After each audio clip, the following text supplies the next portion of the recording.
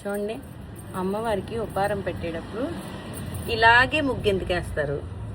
అష్టచమ్మ అన్నట్టు ఇలా 3 రాళ్ళు ఎందుకు పెడతారు? ఎందుకమ్మా అని అడిగితే నేను మా అమ్మని అన్ని క్వశ్చన్స్ చేయలేదు, మా అమ్మ ఎలా చేయమంది అలా చేస్తాను. మీరైనా చెప్పండి, ఎందుకు అలా పెడతారు? ఈ 3 రాళ్ళ మీద దారాలు ఎందుకు పెడతారు? ఆకులు అన్నీ సర్ది బూర్లు పళ్ళు కాయలు అన్నీ పెడతారు, చీర పెడతారు, 100 అప్పాజల్లులు, ఒక పోతురాజు అంటారు. ఎందుకు వాళ్ళకే పెడతారు? నీళ్ళు ఎందుకు పట్టుకుంటారు? ఈ నీళ్ళు వంపుకుంటా ఇలా ఉపహారాన్ని ఎందుకు తిప్పుతారు? చెప్పండి.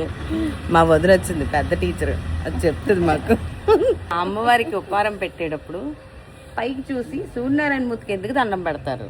దేవుడికి చూపించిన ఉపహారం తీసుకెళ్ళి బిందె మీద పెడతారు. ఎందుకు పెడతారు? పైగా అది చాకలికి ఎందుకు ఇస్తారు?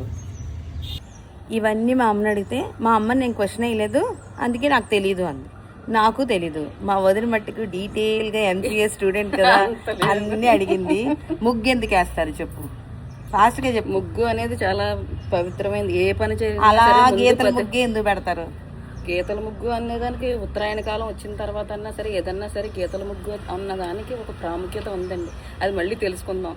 ఇప్పుడు ఆ రాళ్ళేమో పోతురాజు స్వరూపం. మొత్తం ఈ ప్రకృతి అంతా కూడా అమ్మవారి స్వరూపం. మనం అమ్మవారిని ఆరాధించడం అంటే ప్రకృతిని ఆరాధించడం. అందుకే సూర్యోదయం కూడా సూర్యమండల మధ్యస్థాయి అని చెప్పేసి ఒక లలితా సహస్రనామంలో కూడా ఒక పదం ఉంటుంది. ఆ సూర్యమండలంలో మధ్యస్థానంలో ఉన్నది కూడా అమ్మవారే. అందుకనే సూర్యుడికి దండం పెడతాం. ఈ ప్రకృతిని అంతటిని చుట్టూరు తిరిగి ఇదంతా ఆవహించి ఉన్న ఈ అమ్మవారికి కూడా మనకు నమస్కారం చెయ్యాలి.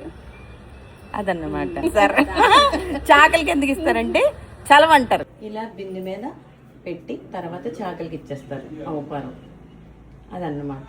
ఈ చలివిడి వడపప్పు ఎందుకంటే దానికి కూడా ఒక వివరణ చెప్పు. నువ్వు చలివిడి ఎందుకంటే చలివిడి దేంతో చేస్తాం? బియ్యంతో చేస్తాం.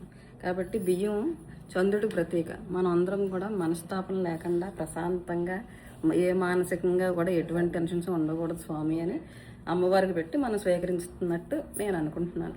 మరి పెసరపప్పు కూడా అంతే చలవే. పెసరపప్పు ప్రతిదీ కూడా అమ్మవారికి అనేటప్పటికే పెసరపప్పు. పానకం వడపప్పు పెట్టమంటారు రాముడికి. ఏ అమ్మవారి లలితాదేవికి కూడా వడపప్పే పెట్టమంటారు. అంటే మనకి హీట్ ఎక్కువైపోతుంది పూజలు చేసినప్పుడు, ఆ హీట్ని చల్లార్చేవే ఇవి. ఎక్కడ తిరిగినా ఆరోగ్యం, పానకం వడపప్పు ఏది చేసినా మన హెల్త్ కోసం, ఆరోగ్యానికి ప్రసాదం.